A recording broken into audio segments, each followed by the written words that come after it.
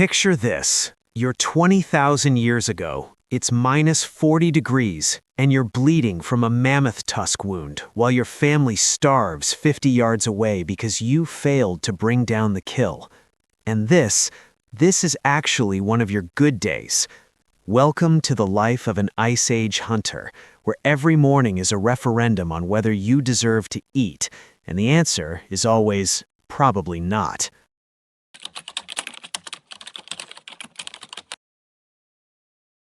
You arrive screaming into a skin tent during a blizzard.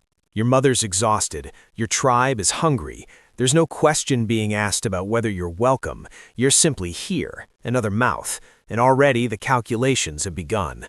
Will you be a hunter? Will you survive the winter? The mammoth herds don't care about your birth, neither does the cold. The first thing you learn isn't language, it's fear. You're 7 years old, and your father hands you a spear made of sharpened bone. Not to hunt yet, to practice. For 8 hours a day, you throw it at a target made from a reindeer skull, while your fingers go numb and your ribs show through your skin like a xylophone. This isn't training, this is natural selection wearing a teaching hat. Your best friend dies of an infection from a cut. You watch. You learn that best friend is a luxury, so you stop making them. The other children mock you for your weakness. You can't run as fast in the snow yet.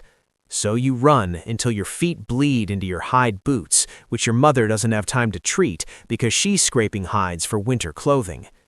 By 12, you've already outlived 40% of your cohorts. You feel like you're winning. Now you hunt. Every morning, you wake before the sun rises, if sun even applies to a thing that barely breaches the horizon for 3 hours. You eat your ration of leftover fat and organ meat, kiss no one goodbye, because goodbye implies you might not return, and head into a landscape so hostile that nature seems personally offended by your existence. You track a woolly mammoth for 3 days. 3 days of following blood droplets and disturbed snow, your hunting arm locked in position, your breath freezing against your face mask of hide. When you finally find it, it charges. You throw your spear, it bounces off the matted fur. The mammoth crushes your hunting partner into the permafrost.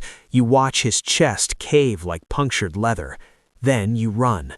You go back empty-handed to your tribe, to a wife who depends on this kill, to children whose ribs are starting to show like yours did. This happens once a week, sometimes twice. Your shoulder is dislocated from a failed hunt. You reset it yourself against a tree while biting a leather strap. You don't see a healer, there is none. You don't take time off, there is no off. You hunt 3 days later with an arm that screams. The woman you love dies in childbirth. The child dies too. You're expected to hunt again tomorrow. Winter comes early. The herds migrate away. There's a blizzard that doesn't stop for 4 weeks. Literally 4 weeks of unbroken snow, and your tribe huddles in a cave, rationing a single deer between 18 people. You can hear your own heartbeat now because you're so weak. Your vision tunnels. Your mother, still alive, still strong enough to judge you, watches you with an expression that contains both love and a calculation about whether you're worth feeding tomorrow. You suggest hunting in the blizzard. The elders laugh at you. Then they send you anyway, because hope is the only renewable resource in the Ice Age. You stumble through whiteness for 6 hours and find nothing.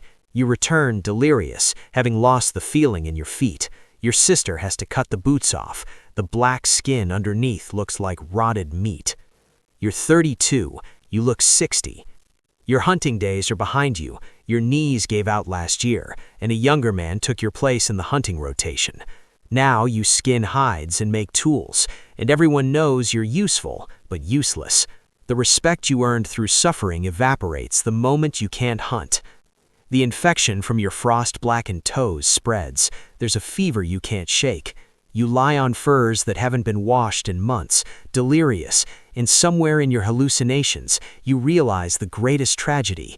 You survived everything the Ice Age could throw at you, only to die of something preventable, unknown, and utterly meaningless. Your body stays in the cave for 3 days before they wrap it in furs and leave it for the wolves. Your name dies with you. If you think life as an Ice Age hunter was brutal, imagine what stories are still untold, the ones we've forgotten, the suffering we can't even contextualize anymore. Subscribe, share, and join us as we drag more hidden lives out of the shadows, because the real Ice Age wasn't the icy landscape, it was the hopelessness. Because suffering deserves an audience.